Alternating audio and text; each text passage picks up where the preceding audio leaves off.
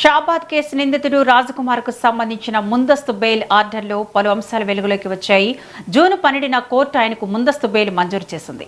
POCSO case విచారణ సందర్భంగా బాధితురాలి తండ్రి తన వద్ద అప్పు చేశారని, ఆ డబ్బు తిరిగి అడగకుండా ఉండేందుకే తనపై కేసు పెట్టారని రాజకుమార్ కోర్టుకు తెలిపినట్లు ఆర్డర్లో పేర్కొన్నారు.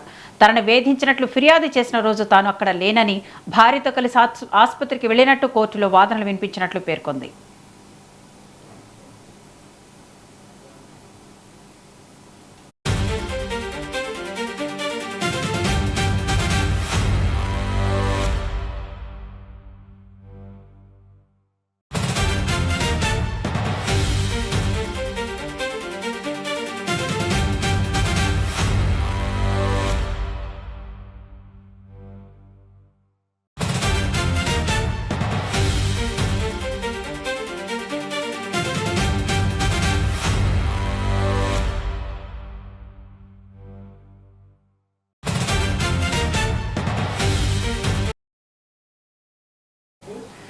షాబాద్ కేసు నిందితుడు రాజకుమార్ కు సంబంధించిన ముందస్తు బెయిల్ ఆర్డర్లో పలు అంశాలు వెలుగులోకి వచ్చాయి. జూన్ 12న కోర్టు ఆయనకు ముందస్తు బెయిల్ మంజూరు చేసింది.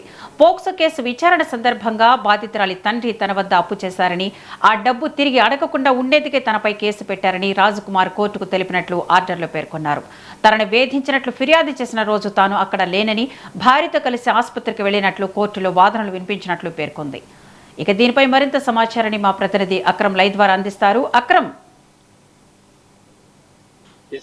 షాబాద్ 6 హత్యల కేసులో కీలకమైనటువంటి అదేవిధంగా ఆసక్తికరమైనటువంటి విషయాలు బయటికి వస్తున్నాయని చెప్పుకోవచ్చు. ఇప్పటికే ప్రధాన నిందితుడైనటువంటి రాజ్ కుమార్ కు సంబంధించిన గతంలో వచ్చిన బెయిల్ కి సంబంధించిన ఆర్డర్ కాపీ అయితే ఇప్పుడు వైరల్ గా మారింది. సో ఆర్డర్ కాపీలో మొత్తంగా ఇప్పటి వరకు మనం విన్న విషయాలు ఒకలా ఉంటాయి. ఏదైతే రాజ్ కుమార్ కి గతంలో వచ్చినటువంటి బెయిల్ ఆర్డర్ కాపీలో ఉన్నటువంటి విషయాలు కంప్లీట్ గా కూడా భిన్నంగా ఉన్నాయని చెప్పుకోవచ్చు. ఇప్పటి వరకు మనము ఇటు రాజ్ కుమార్ ఏదైతే ఆ మైనర్ బాలికని లవ్ పేరుతో కూడా ఆవిడ ఎంబర్ పడడం, ఆవిడని ఇబ్బంది పెట్టడము, ఇలాంటివన్నీ బయటకు వచ్చాయి. అయితే ఇప్పుడు ఆర్డర్ కాపీలో చూస్తే స్పష్టంగా కూడా ఇటు రాజ్ కుమార్ మొత్తంగానైతే యాంటిసిపేటరీ బెయిల్ కి అయితే జూన్ 12వ తారీఖున అప్లై చేశాడు.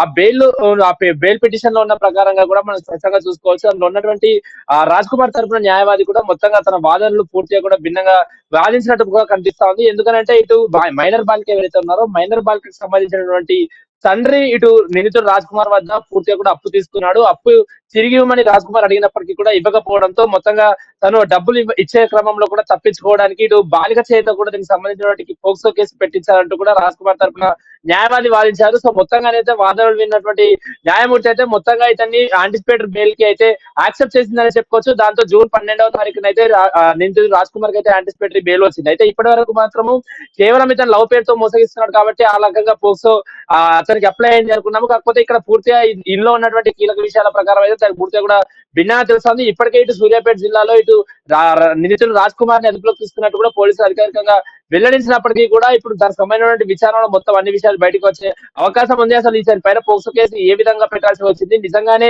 ఇతని దగ్గర బాలికకు సంబంధించినటువంటి తండ్రి అప్పు తీసుకున్నాడా, ఒకరు అప్పు తీసుకుంటే ఎంత తీసుకున్నాడా ఏంటి అన్న కోణంలో కూడా విచారణ జరిగే అవకాశం కూడా స్పష్టంగా కనిపిస్తుంది. కాబట్టి మొత్తంగానైతే ఇటు యాంటిసిపేటరీ బెయిల్ ఇప్పటివరకు అందరికీ ఒక క్వశ్చన్ మార్క్ ఉంది.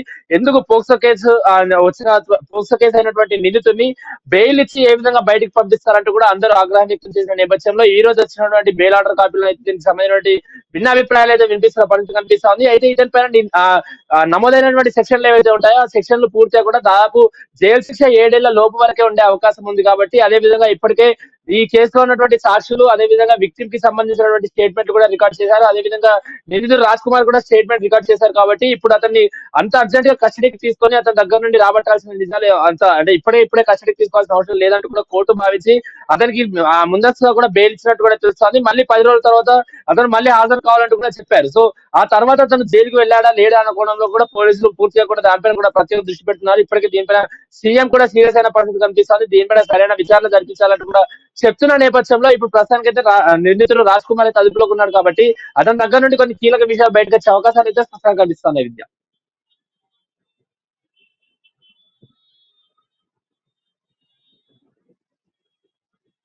తీసుకున్నట్టు సమాచారం అయితే వస్తుంది. పోలీసులు అధికారికంగా ధృవీకరించారా?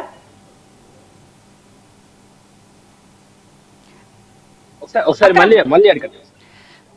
రాజకుమార్ని అరెస్ట్ అవుతున్నట్లుగా అయితే సమాచారం అయితే ఉంది. పోలీసులు దీన్ని అధికారికంగా ధృవీకరించారా?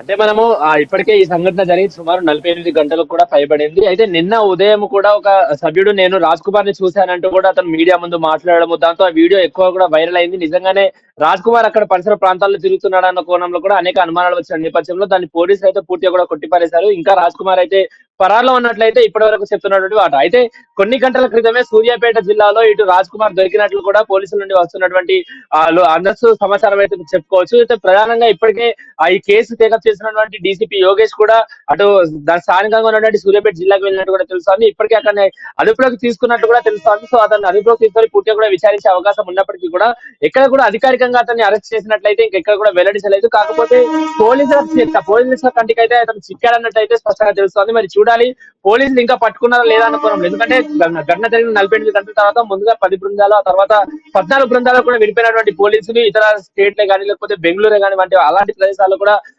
ముమ్మరంగా కూడా గాలింపు చర్యలు చేపట్టిన నేపథ్యంలో అతను ఎక్కడ కూడా దొరకకపోవడం, అదేవిధంగా తను సొంత కారు వాడకుండా అద్దె కారులో కూడా పూర్తి ఆ దారుణానికి ఒడిగట్టాడు కాబట్టి సో మొత్తంగా క్లూస్ సేకరించే క్రమంలో కూడా అతను ఎక్కడికి వెళ్ళాడన్న క్రమంలో కూడా కాస్త అనేక అనుమానాలు వ్యక్తమయ్యాయి. మొత్తంగా అయితే అతను పట్టుకోవడం కాస్త కష్టతరంగానే మారిందని చెప్పుకోవచ్చు. అయితే అతను తెలంగాణ దాటి వెళ్ళేది ఇంకా సూర్యాపేట జిల్లాలో ఇంకా పర్యటిస్తున్న అక్కడక్కడ తిరుగుతున్నట్టు కూడా సమాచారం వచ్చింది. ఇప్పటికే ఈ కేసు చేస్తున్నటువంటి ప్రత్యేకమైనటువంటి పోలీసులు కూడా అక్కడికి రీచ్ అయిపోయారు కాబట్టి అతన్ని ఇప్పటికే మళ్ళీ విచారణకు థ్యాంక్ యూ అక్రమ్. తీసుకునే అవకాశం కూడా ఉంది. అతన్ని అదుపులోకి తీసుకునే అవకాశం కూడా స్పష్టంగా కనిపిస్తోంది విద్య. Thank you Akram.